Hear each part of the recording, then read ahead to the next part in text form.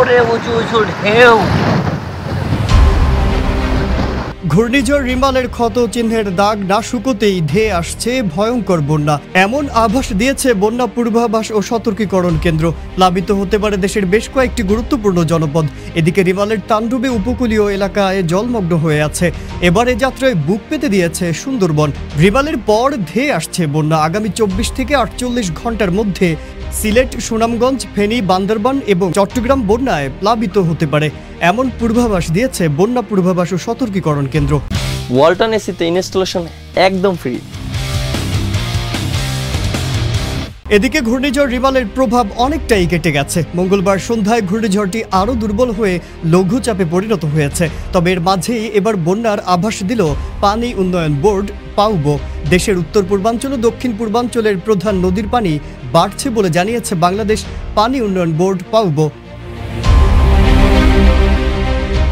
পাউবোর বন্যা পূর্বাভাস ও সতর্কীকরণ কেন্দ্র জানিয়েছে দেশের উত্তর পূর্বাঞ্চলের সিলেট, সুনামগঞ্জ ও মৌলভীবাজার এবং দক্ষিণ পূর্ব পার্বত্য অঞ্চলের ফেনী, বান্দরবান, চট্টগ্রাম জেলার কিছু নিম্নাঞ্চল স্বল্পমেয়াদী আকস্মিক বন্যার ঝুঁকিতে থাকতে পারে। পাউবোর তথ্য বলছে, গেল মঙ্গলবার বিকেল ৩টায় 4টি নদীর পানি বিপদসীমার উপরে ছিল।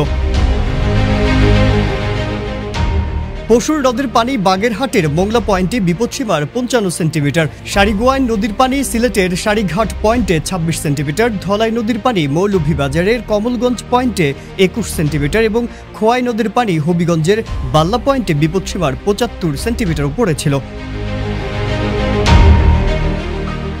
তবে পাউবোর বন্যা পূর্বাভাস ও সতর্কীকরণ কেন্দ্রের উপবিভাগীয় প্রকৌশলী সজল কুমার বলেন, আগামীকাল পর্যন্ত এসব অঞ্চলের নদ নদীর পানি কিছুটা বাড়তে পারে। এরপর ভারী বৃষ্টিপাতের তেমন সম্ভাবনা না থাকায় তা আবার কমতে পারে। এই মুহূর্তে তেমন ঝুঁকির কিছু দেখছি না আমরা। আবহাওয়াবিদরা বলছেন, বুধবার থেকে সারা দেশেই বৃষ্টি কমে দিনের তাপমাত্রা বাড়তে পারে, ফিরে আসতে পারে তাপপ্রবাহ। দেশের বড় নদীগুলো বর্তমান অবস্থা জানিয়ে পূর্বাভাসে বলা হয়, ব্রহ্মপুত্র, যমুনা ও গঙ্গা নদ নদীসমূহের পানি সমতল বৃদ্ধি পাচ্ছে। অপরদিকে পদ্মা নদীর পানির সমতল কমছে।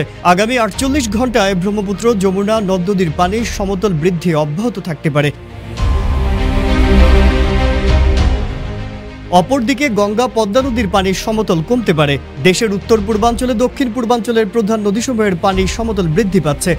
আগামী 48 ঘন্টায় এই অঞ্চলের প্রধান নদীসমূহের পানি সমতল বৃদ্ধি পেতে পারে। মাজহারুল আলম, ইত্তেফাক।